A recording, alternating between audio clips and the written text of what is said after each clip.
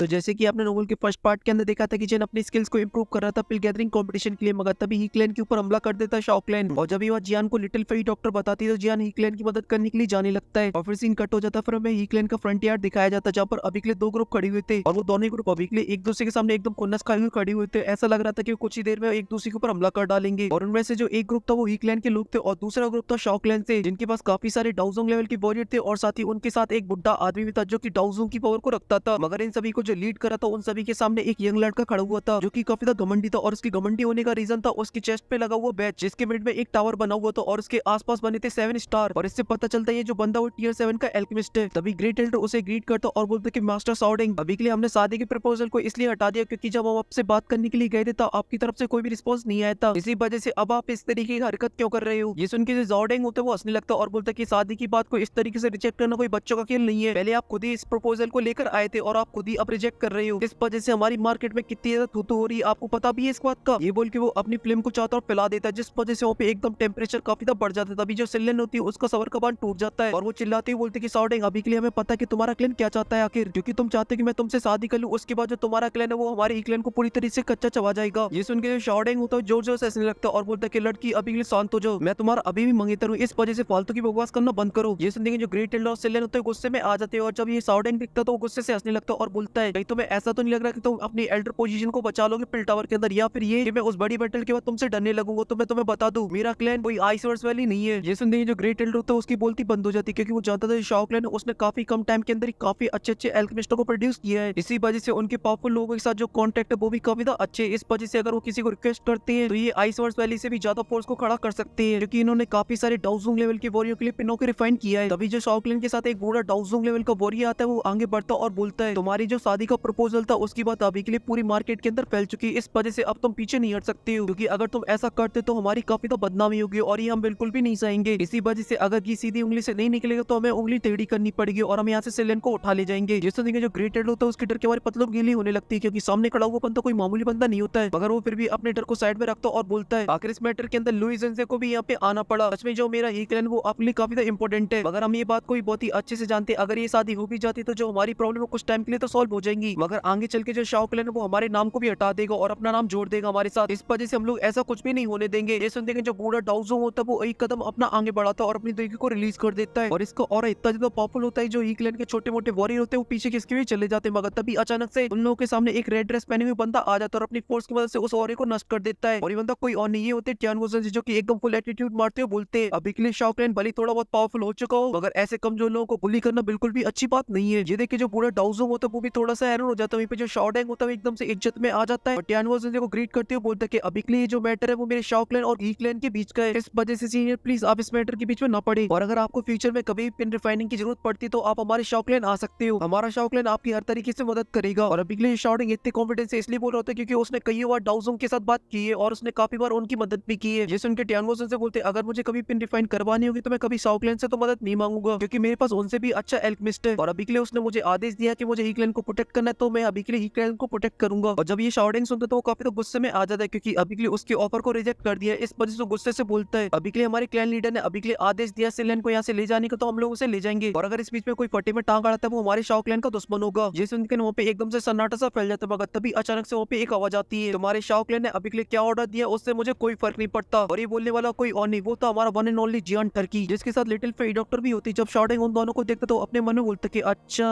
ही clan इस वजह से हवा में उड़ रहा है क्योंकि उनके पास काफी अच्छे सपोर्टर आ गए। वहीं पे जियान शॉर्डिंग के सामने आ जाता है और उसके चेस्ट पे लगे हुए बैच को देखते तो अपने मन में बोलते ओह माय गॉड ये तो टियर 7 का एल्केमिस्ट है, सच में मैंने आज से पहले कभी भी इतना यंग एल्केमिस्ट नहीं देखा वो भी टियर 7 का। मगर ये बात भी जियान को ज्यादा सरप्राइज नहीं करती है क्योंकि वो खुद में एक बहुत बड़ी तोप है। तभी जो क्लाउडिंग होता है वो अच्छे से लिटिल फेरी डॉक्टर और जियान को घूर के देखता है और बोलता है कि ओह माय गॉड तुम तो वही जियान हो जिसने आतंक मचा रखा है, वेरी नाइस वेरी नाइस। तभी जो ग्रेट एल्डर होता है वो जियान के पास जाता है और बोलता है कि क्लाउडिंग है और ये इतनी सी एज के अंदर एक टियर 7 का एल्केमिस्ट बन चुका है, इस वजह से इसका जो नाम है वो सेंट्रल प्लान के अंदर काफी ज्यादा जाना पहचाना है। ये सुन के जो जियान होता है वो हमें नोट कर देता है और क्लाउडिंग की तरफ देखते हुए बोलता है अभी के लिए ही क्लैन और काउ क्लैन के बीच का जो मैटर वो इतना ज्यादा बड़ा भी नहीं है, इस वजह से प्लीज अपने कदम को उठाइए और पहली फुर्सत में यहाँ से निकल लीजिए। ये सुनने क्लाउडिंग होता है काफी तो गुस्से में आ जाता है और बोलते है ये छोटी मोटी बात है, अभी के लिए हमारे क्लैन ने इसकी अनाउंसमेंट कर दी थी जिस वजह से सभी को इसके बारे में पता चल चुका है, अगर ये शादी नहीं होती है तो हमारी मार्केट में पूरी थोतो हो जाएगी। ये सुन जो जियान होता है वो अपने एक कदम आगे बढ़ाता और बोलता है तो क्या तुम अब जबरदस्ती करोगे। ये सुन के जो क्लाउडिंग होता है वो बिल्कुल भी नहीं डरता और अपना एक कदम आगे बढ़ाता और बोलता है जियान मुझे अभी के लिए पता है जो जो तुम्हारा टैलेंट है वो सच में काफी कमाल का और तुम बहुत ही अच्छे फाइटर हो। अभी के लिए मैं तुम्हें बता दूं मेरा क्लैन आइसवर्स वैली नहीं है। अगर मैंने गलती से भी तुम्हारा नाम ले दिया ना, तुम सोच भी नहीं सकते तुम्हारे लिए कितनी बड़ी मुसीबतें खड़ी हो जाएंगी। ये सुन के जो जियान होता है बोलता है अच्छा बच्चा, फिर मैं तुम्हें बता दूं अभी के लिए मैंने अपने इन हाथों से कितने सारे होलोप सोल के वॉरियर को मारा है। इस वजह से जो तुम्हारा काउ क्लैन है, क्या तुम्हें लगता है कि वो होलोप सोल से भी ज्यादा खतरनाक है? ये सुन के जो कॉर्डेंग होता है उसकी बोलती बंद हो जाती है, क्योंकि होलोप सोल एक बहुत बड़ी तोप है। काउ क्लैन और इसका दूर दूर तक कोई भी कंपैरिजन नहीं है। मगर जो कॉर्डेंग था उसके अंदर अभी भी एकदम कूट कूट के जोश भरा हुआ था। इस वजह से बोलता कि जियान अभी के लिए भले ही हम लोग ना ले जा पाए, मगर अगली बार जब यहाँ पे सिलेन को लेने के लिए लोग आएंगे तो फिर तुम सोच भी नहीं सकते वो कितने ज्यादा खतरनाक होंगे। इस वजह से जो तुम्हारे साथ दो डाउस होंगे वो भी उन्हें नहीं रोक पाएंगे। इस वजह से मेरे लिए तुम्हारे लिए एक ऑफर है, चुपचाप से साइड हट जाओ और हमारे काउ क्लैन को ज्वाइन कर लो, हम आपको एकदम फुल इज्जत देंगे। ये सुन के जो जियान होता है वो अपने हाथों को फोल्ड कर लेता और बोलता कि निकल यहाँ से। ये सुन के कॉर्डेंग की ऊपर से नीचे तक जल जाती है और गुस्से से बोलता है कि जियान अभी के लिए तुम अपनी औकात से बाहर निकल रहे हो। ये बोलते उसके साथ जो डाउजो वुड एल्डर आया हुआ होता है वो अपना एक कदम आगे को बढ़ाता है। ये देखते जो लिटिल फेरी डॉक्टर होती है वो अपना एक कदम आगे को बढ़ाती है और बोलती है अगर बुड्ढे तूने अपना कदम एक और आगे बढ़ाया तो फिर अपनी जान से हाथ धो बैठेगा, क्योंकि तेरी 1 स्टार की पावर अभी के लिए मेरा सामना नहीं कर सकती है। जैसे देखें जो बुड्ढा एल्डर तो डर जाता है, क्योंकि वो जानता था कि अभी के लिए उसके सामने जो लड़की खड़ी है उसकी पावर उससे कई गुना ज्यादा है। मगर तभी जो काउ क्लैन के 2 वॉरियर होते वो भी आगे बढ़ाते अपने कदम, जो कि डाउजों की पीठ पर थे। ये देखते हैं जो टियानोजन से होते वो भी अपना एक कदम आगे को बढ़ाते और अपनी दी को रिलीज कर देते हैं, जिस वजह से सभी के सभी पीछे हट जाते हैं। और ये नस्ती बोलते कि अब तुम लड़के इसका फैसला करना चाहती हो। ये सुन के जो कॉर्डेंग होता है वो जियान से तो कुछ नहीं बोलता, वो ग्रेट एल्डर से बोलता है अभी के लिए हम भले से लेन को यहाँ से ना ले जा पाए, मगर अगली बार जो फोर्स आएगी तभी ये जो तुम्हारे नए सपोर्टर धूम धड़ा के भाग जाएंगे उसको देखकर। इस वजह से सोच समझ के फैसला करना, क्योंकि जो नेक्स्ट फोर्स होगी वो ही क्लैन का नामो निशान मिटा देगी। ये सुन के जो ग्रेट एल्डर होता है वो थोड़े सोच विचार करने लगता है, मगर वो अभी के लिए जानता था अगर वो पीछे हट जाता है तो उसकी जो आखिरी उम्मीद जियान है वो उसका साथ छोड़ देगा और फिर वो कभी भी एल्डर पोजीशन को नहीं ले पाएगा पिल टावर के अंदर। और अभी के लिए जो काउ क्लैन है वो इतना ज्यादा इसलिए फड़फड़ा रहा है क्योंकि वो ही क्लैन को पूरी तरीके से तबाह करके अपनी पावर को बढ़ाना चाहता है। इसी वजह से जो ग्रेट एल्डर होता है वो अपने फैसले में पहुंच जाता है और बोलता है बाढ़ में जाए दुनियादारी, अभी के लिए मास्टर जियान जो फैसला लेंगे हमारा ही क्लैन वही करेगा। ये सुन के जो जियान होता है वो भी काफी हैरान हो जाता है और अपने मन में बोलता है अभी के लिए इस बुड्ढे ने तो सारी की सारी उम्मीदें मेरे से लगा रखी है, अगर गलती से मैं पीछे हट जाता हूँ इसकी तो बुरी तरीके से लेने के देने पड़ जाएंगे। तभी जन कॉर्डेंग से धीरे आवाज में बोलता है कि अभी के लिए आपको यहाँ से चले जाना चाहिए, आपको यहाँ पे कुछ भी नहीं मिलने वाला। ये सुन के जो कॉर्डेंग होता है वहीं से टच से मस नहीं होता और कुछ सोचने लगता है, क्योंकि वो फोर्सफुली यहाँ पे कुछ नहीं कर सकता, क्योंकि अभी के लिए उसके सामने खड़े 2 एलाइट डाउस। मगर तभी उसके दिमाग में कुछ आता है और वो जियान से बोलता है जैसे कि मैंने कुछ रूमर सुने कि आप भी एक एल्केमिस्ट हो। तो जियान हमें नोट कर देता और बोलता है कि हाँ मैं थोड़ी बहुत पिन डिफाइनिंग कर लेता हूँ। जिस दिन कॉर्डेंग के चेहरे पे की स्मेल आ जाती है और वो बोलता है मैं आपसे एक शर्त लगाना चाहता हूँ, अगर इस शर्त में आप जीतते तो मैं यहाँ से चुपचाप से चला जाऊंगा, और अगर मैं जीतता हूँ तो आपको इस मैटर से पीछे हटना होगा। ये सुन के जियान को भी इसमें इंटरेस्ट आने लगता है और बोलता है कि आखिर क्या शर्त है। ये सुन के जो कॉर्डेंग होता है वो अपने मन में बोलता है कि अभी के लिए दुईकी के साथ जियान से फाइट करता हूँ तो बहुत बुरी तरीके से मैं पिटूंगा, मगर एल्केमिस्ट स्किल की बात किया तो मेरा सामना कोई नहीं कर सकता क्योंकि मैं हूँ अल्ट्रा प्रो मैक्स। इसलिए कॉर्डेंग हंसते हुए बोलते कि अभी के लिए हम दोनों ही एल्केमिस्ट है, इस वजह से हम लोगों को फाइट करनी चाहिए अपने एल्केमिस्ट फील्ड के अंदर। इस वजह से हम लोग अभी के लिए ये देखेंगे कौन अच्छे तरीके से फ्लेम को कंट्रोल कर सकता है। ये बोलते हैं जो कॉर्डेंग होता है वो अपनी फ्लेम को बाहर निकाल लेता और उसके 2 स्नेकों को बनाकर अपनी उंगली के पास घुमाने लगता है। वही भी ये सब सुन के जो ग्रेट एल्डर होता है जियान से बोलते हैं कि मास्टर जियान अभी के लिए आप इसके जाल के अंदर मत फंसना, क्योंकि जो कॉर्डेंग है वो बहुत ही ज्यादा एक्सपर्ट है फाइल कंट्रोलिंग में, यहाँ तक कि काउ क्लैन के अंदर भी कोई ऐसा नहीं है जो इसे हरा पाए इसमें। वही पे जो कॉर्डेंग होता है ये सब सुन के एकदम से फुल चौड़ में आ जाता है और जियान से बोलता है अभी के लिए आपको ये शर्त मंजूर नहीं तो आप मुझे बता दो, मैं पीछे हट जाऊंगा, क्योंकि मैं छोटे बच्चों को ज्यादा बुली नहीं करता हूँ। ये सुन के जियान होता है वो हंसने लगता है और बोलता है अच्छा बच्चू मुझे बुली करेगा, तेरी अभी के लिए इतनी तो औकात नहीं है। ये सुन के जो कॉर्डेंग होता है गुस्से में आ जाता है और बोलता है कि फालतू की बकवास करना बंद करो, अगर तुम्हें शर्त मंजूर है तो हाँ बोलो, वरना अभी के लिए हम लोग यहाँ से चले जाएंगे, मगर नेक्स्ट टाइम जब मैं वापस आऊंगा तब तुम्हारी बैंड बजा दूंगा। ये सुन के जो जियान होता है बोलते अरे बच्चू रो मत, मुझे तुम्हारा चैलेंज एक्सेप्ट है। और ये बात जियान इसलिए बोल रहे होते क्योंकि भले उसने अभी के लिए इस तरीके की फाइट कभी भी ना की हो, मगर उसे अभी के लिए पता था कि फ्लेम कंट्रोलिंग में काफी अच्छा है। और ये जो कॉर्डेंग था उसके चेहरे पे तो एक कातलाना स्माइल आ चुकी होती है, इस वजह से वो अपने एल्डर से बोलता है कि प्लीज एल्डर आप पीछे हट जाइए, अभी सारे मैटर मुझ पे छोड़ दीजिए। ये सुन के जो एल्डर था जिसकी लिटिल फेरी डॉक्टर की वजह से डर के मारे सुसु निकल आई होती है उसके चेहरे पे भी स्माइल आ जाती है और वो भी पीछे हट जाता है। और ये जो ही क्लैन का ग्रेट एल्डर था उसकी तो बेचारी की डर के मारे पतलून गीली हो रही होती है और वो जियान से बोलता है मास्टर ये सच में आप अभी के लिए फायर कंट्रोलिंग फाइट करना चाहते हो, क्योंकि ये जो सॉर्ड है वो बहुत ही तो कमाल का है, देख लो एक बार। जियान कहता है आप चिल मारो यार, क्योंकि ये मैटर इतनी आसानी से सॉल्व हो रहा है तो क्यों नहीं इसे सॉल्व कर लेना चाहिए। और जब ग्रेट एल्डर ये देखता है कि जियान पीछे नहीं हटा है तो वो भी कहता है ठीक है आपको जैसा सही लगे हम आपके साथ हैं। और ये पे जो अभी के लिए कॉर्डेंग के पास जो मैजिकल बीस्ट फ्लेम है वो बहुत ही खतरनाक है, क्योंकि इसे एक रैंक 7 के मैजिकल बीस्ट से लिया गया है। हालांकि इसे हेवनली फ्लेम से कंपेयर तो नहीं किया जा सकता मगर ये काफी पावरफुल है। फिर भी ये सुन के जो जियान होता है वो हमें नोट कर देता है और ये सब देखकर सभी लोग वहां से पीछे हट जाते हैं। और ये पे जो कॉर्डेंग होता है वो एकदम फुल चौड़ में होता है, तभी वो अपनी फ्लेम को और भी फास्ट तरीके से फ्लो करने लगता है, जिस वजह से उसके सर के ऊपर एक बहुत ही बड़ा चमगादड़ बन जाता है जो कि जो उसे दाड़ने में लगा हुआ था। तभी जो कॉर्डेंग होता है वो जियान से बोलता है कि ये डार्क फ्लेम है जिसे एक रैंक 7 के मैजिकल बीस्ट से ऑब्टेन किया गया है। और ये बोलते हैं जो कॉर्डेंग की छाती होती है एकदम गर्भ से चौड़ी होती है, क्योंकि वो सच में काफी अच्छी तरीके से फ्लेम को कंट्रोल कर रहा था, मगर उसकी बुरी किस्मत उसके सामने खड़ा हुआ बंदा उसका बाप है, क्योंकि जियान भी बहुत ही अच्छे से अपनी फ्लेम को कंट्रोल करता था, यहाँ तक कि मास्टर याला भी जियान की फ्लेम कंट्रोलिंग की तारीफ किया करते थे। तभी जियान एक स्माइल के साथ बोलता है कि अच्छा फायर खेलना तो फिर ठीक है। और ये बोलती है जियान की एक उंगली पे आ जाती ग्रीन लोटस फ्लेम जो कि जियान के सर के ऊपर जाके अपेयर हो जाती है और एक बहुत ही बड़े बुल के अंदर कन्वर्ट हो जाती है। और अभी के लिए जियान ग्रीन लोटस फ्लेम को इसलिए यूज कर रहा था क्योंकि उस पे जियान का सबसे ज्यादा कंट्रोल था। और जब काउडिंग जियान के बुल को देखता था बोलता कि ओह माय गॉड, इसके बारे में जो रूमर सुने तो वो एकदम सही है, इसके पास तो सच में ही हेवनली फ्लेम है, मगर इससे कोई फर्क नहीं पड़ता, तुम्हारे पास पावरफुल फ्लेम है, इसका मतलब ये नहीं कि तुम ही जीतोगी, क्योंकि इसमें सबसे ज्यादा इंपॉर्टेंट है कि तुम अपनी फ्लेम को कितनी अच्छे से कंट्रोल करती हो। ये बोलते हैं जो काउडिंग होता है वो अपने चिमकादड़ से जियान के ऊपर हमला कर देता है, तो जियान भी अपने बुल से हमला कर देता है और दोनों की भी जो काटा पैड़ी होने लगती है। और वहीं पे इस फाइट को देख के सभी लोग काफी ज्यादा एक्साइटेड हो रहे होते हैं, क्योंकि इस तरह की फाइट बार बार देखने को नहीं मिलती है, क्योंकि जो लाता गुस्से वाली फाइट वो आए दिन होती रहती है। और वहीं पे जो जियान था एकदम मस्त पोज मारे खड़े हुआ था, अपने हाथों को पीछे करे हुए और अपने इशारे से उस बुल को कंट्रोल कर रहा था। मगर वहीं पे जो काउडिंग की हालत होती है वो थोड़ी सी खराब होती है, क्योंकि उसे अभी के लिए कंट्रोल करने में थोड़ी सी प्रॉब्लम हो रही होती है, क्योंकि फिल्म को अच्छे से कंट्रोल करने के लिए तुम्हारी स्पिरिचुअल पावर को काफी स्ट्रॉन्ग होना होता है। और वहीं पे जो काउडिंग था वो समझ चुका था अभी के लिए उसके सामने खड़ा हुआ जो बंदा वो बिल्कुल भी साधारण नहीं है, क्योंकि अभी के लिए उसका जो चिमकादड़ है वो अभी के लिए कमजोर होने में लगा है। इस वजह से वो अपनी स्पेस टंग से एक बोतल को बाहर निकालता है और अपनी उंगली को थोड़ा सा काट लेता है, जिस वजह से उसमें से खून निकल लगता है और वो उस बोतल में डाल देता है। और जियान से बोलता है कि अभी के लिए जो तुम्हारी हेवनली फ्लेम है वो भले काफी पावरफुल हो, मगर अभी के लिए वो मेरी दो फ्लेमों का सामना नहीं कर सकती है। ये बोलते हैं वो जेट बोतल में से एक फ्लेम बाहर निकलती है और काउडिंग के सर के ऊपर घूमने लगती है और एक मैजिकल बीस्ट के अंदर तब्दील हो जाती है। तभी जो काउडिंग हो तो जियान के पुल के ऊपर उससे भी हमला कर देता है, जिस वजह से वो दोनों अभी के लिए जियान के पुल को तड़पाने लगते हैं। ये देखिए जो काउडिंग के लोग होते हैं काउडिंग के नारे लगाने लगते हैं, फिर ही क्लैन के लोगों के मुंह तर जाता है। मगर अभी के लिए जो काउडिंग की हालत होती है वो थोड़ी सी खराब हो रही होती है, क्योंकि वो अभी के लिए दो फिल्मों को एक साथ कंट्रोल कर रहा था और ऐसा करने में जो स्पिरिचुअल पावर होती है वो भी काफी ज्यादा एग्जॉस्ट होती है। मगर जिनको इससे कोई फर्क नहीं पड़ता और बोलते कि सिर्फ तुम दो ही फिल्मों को कंट्रोल कर सकते हो। और ये बोलते वो अपने हाथ को मूव करता है, जिस वजह से उसका जो फायर बॉल होता है उसके अंदर एकदम से जोश आ जाता है और वो अकेले उन दोनों के ऊपर भारी पड़ने लगता है। ये देखिए जो काउडिंग होता है वो हैरान हो जाता है और अपने मन में बोलते कि अभी के लिए हेवनली फिल्म सच में काफी पावरफुल होती है, जिस वजह से दो फिल्में अभी के लिए उसका सामना नहीं कर पा रही। मगर तभी जो काउडिंग होता है वो अपनी स्पेशल के दो और बोतलों को निकालता है और उनके अंदर भी अपना ब्लड डाल देता है, जिस वजह से वो दो और मैजिकल बीस्टों को बना लेता है। ये देखते हैं जो हीक्लैंड के लोग होते हैं वो हैरान हो जाते हैं, क्योंकि अभी के लिए जो काउडिंग वो चार फिल्मों को कंट्रोल कर रहा है। ये देख के तो हीक्लैंड का ग्रेट एल्डर भी हैरान हो जाता है और बोलता है कि मैं भी चार फिल्मों को कंट्रोल नहीं कर सकता हूँ। और ये जो काउडिंग के जो चारों मैजिकल बीस्ट होते हैं जियान के फायरबॉल को जाके चारों तरफ से घेर लेते हैं। इस वजह से काउडिंग का जो पल्ला था वो भारी हो चुका था, क्योंकि जियान का अकेला बोल उन चारों को नहीं हरा सकता है। मगर अभी के लिए काउडिंग की हालत होती है वो काफी खराब हो रही होती है, क्योंकि उन्हें चारों को कंट्रोल करना उसके लिए बहुत ही मुश्किल हो रहा होता है। मगर जैसा कि वो अभी के लिए फाइट जीत रहा है इस वजह से उसके चेहरे पे एक स्माइल भी होती है। इस वजह से वो जियान से बोलता है जियान अभी के लिए तुम अपनी बेस्ट क्वालिटी की हेवनली फ्लेम के ऊपर डिपेंड नहीं रह सकते हो, क्योंकि इस तरीके की फाइट के अंदर तुम्हें क्वांटिटी की भी जरूरत पड़ती है और उसमें तुम अभी के लिए काफी पीछे हो। ये सुनते जियान बोलते हैं अच्छा तो फिर तुम्हें नंबर गेम खेला है, तो फिर ठीक है नंबर गेम ही खेल लेते हैं। ये बोलते हैं जियान अपने एक हाथ को ऊपर करता है, जिस वजह से जियान की स्पेस टंक से 10 जेट बोतलें बाहर निकलती है और वो जाके आसमान में फूट जाती है, जिस वजह से वहाँ पे काफी सारी फ्लेमें अपेयर होती है जो कि सभी की सभी मैजिकल बीस्ट फ्लेम थी। तभी आसमान में 10 सर्कल बन जाते और उनमें से मैजिकल बीस्ट बाहर निकलने लगते हैं। ये देखते हैं काउडिंग की हवाइयां उड़ जाती है। देखते हैं जियान हंसते हुए बोलता है अरे तूने 4 फ्लेम को क्या कंट्रोल कर लिया, तू तो अपने आप को तो समझ रहा है बाप हो तेरा। और जियान को अभी के लिए 11 फ्लेम में एक साथ कंट्रोल करते देखते हैं सभी लोग हैरान हो जाते हैं, सभी की एकदम सिट्टी विट्टी को लो चुकी थी। वहीं पे जो काउडिंग था वो सामने वाले नजारे को देख तो विश्वास ही नहीं कर पा रहा होता है, उसे समझ में नहीं आ रहा था आखिर ऐसा कैसे हो सकता है, कोई इतनी सारी फ्लेमों को कैसे कंट्रोल कर सकता है, जब तक कि जो मेरी चुड़ैल सिस्टर है वो भी कंट्रोल नहीं कर सकती है। मगर वो अभी के लिए पीछे नहीं हट सकता है, इस वजह से वो अपने सभी मैजिकल पिस्टों से जियान के ऊपर हमला कर देता है। तो जो जियान होता है वो भी अपने सारे फायर मैजिकल पिस्टों से उसके ऊपर हमला कर देता है और जब दोनों पार्टियों के मैजिकल पिस्ट आपस में टकरा दे तो वहाँ पे काफी बड़ा ब्लास्ट होता है। और अभी के लिए बताने की जरूरत तो है नहीं कौन इस फाइट को जीता होगा, अगर आपको नहीं पता तो वो हमारा जियान था, जो कि बहुत ही आसानी से काउडिंग के मैजिकल पिस्ट को नष्ट कर देता है, जिस वजह से काउडिंग की हालत काफी खराब हो जाती है। तभी उसके दो एल्डर आते उसे पकड़ लेती है और अभी के लिए उसे ये बात हजम नहीं हो रही होती कि उसने इतनी चौड़ में बैट को लगाया था और वो इतनी बुरी तरीके से हार गया। और ये जो जियान था एकदम मस्त चौड़ में खड़ा हुआ होता है। तभी जियान काउडिंग से बोलता है तो जैसा कि आप अभी के लिए हार चुके तो इस वजह से अपने बोरी बिस्तर उठाइए और यहाँ से निकल लीजिए। तो जो काउडिंग होता है वो भी गहरी सांस लेता है और बोलता है ठीक है मैं अपने प्रॉमिस को नहीं तोड़ूंगा और इस शादी की बात मैं कभी भी नहीं करूंगा। और फिर हीक्लैंड के ग्रेट एल्डर की तरफ देखता है और बोलता है कि अभी के लिए मैं भले ही हार चुका हूँ मगर मेरा काउक्लैंड अभी के लिए तुम्हें इतनी आसानी से पिल टावर के अंदर एल्डर पोजीशन नहीं लेने देगा, क्योंकि अभी के लिए तुम्हारे लिए प्रिपरेशन करने के लिए जो टाइम है वो बहुत ही ज्यादा कम बचा है। इस वजह से मैं अभी के लिए देखना चाहता हूँ कि तुम टॉप 3 के अंदर कैसे आते हो। ये सुन के हीक्लैंड का ग्रेट एल्डर बोलता है कि अभी के लिए आपको मेरी चिंता करने की जरूरत नहीं है, हम अपने मसले को हम अपनी तरीके से सॉल्व कर लेंगे। तभी जियान काउडिंग से बोलता है तुम्हारी डायलॉग बाजी हो चुकी है तो अपने बोरी बिस्तर उठाओ और यहाँ से निकल लो। ये सुनते काउडिंग का उन गुस्से से खोलने लगता है और बोलता है कि तुमने जरूर पिल गैदरिंग कंपटीशन के अंदर भी भाग लिया होगा, इस वजह से तुम बिल्कुल भी चिंता मत करो, काउक्लैंड की तरफ से भी कोई वहाँ पर आएगा जो कि तुम्हारी वहाँ पे तुम्हारी असली औकात बताएगा। ये बोल के जो काउडिंग होता है वो अपने सभी साथियों को लेकर वहाँ से चला जाता है और इसी के साथ ये जो पार्ट होता है वो यहीं पे खत्म हो जाता है। और इसका जो नेक्स्ट पार्ट आने वाला है वो और भी ज्यादा इंटरेस्टिंग होने वाला है, क्योंकि जियान जाने वाले पिल टावर जहाँ पे लिटिल फेई डॉक्टर जियान से वो सवाल पूछेगी जो कि आपके दिमाग में भी चलता होगा, जियान आखिर अपनी दोनों बंदे को एक दूसरे के बारे में कैसे बताएगा, मतलब यूनर और क्वीन मेडुसा को। और साथ ही और भी काफी सारी इंटरेस्टिंग चीजें होने वाली है जहाँ पे बीटीटीएच का अभी तक का सबसे पावरफुल बंदा जियान को धमकी देने वाला है। और आप चाहते हैं इसका जो नेक्स्ट पार्ट है वो और भी ज्यादा बड़ा बने तो आपको इस वीडियो को दबा के लाइक करना है और साथ ही चैनल को भी सब्सक्राइब करना है। और मैं मिलता हूँ आपसे नेक्स्ट वीडियो में, तब तक के लिए आप सभी को बहुत सारा प्यार।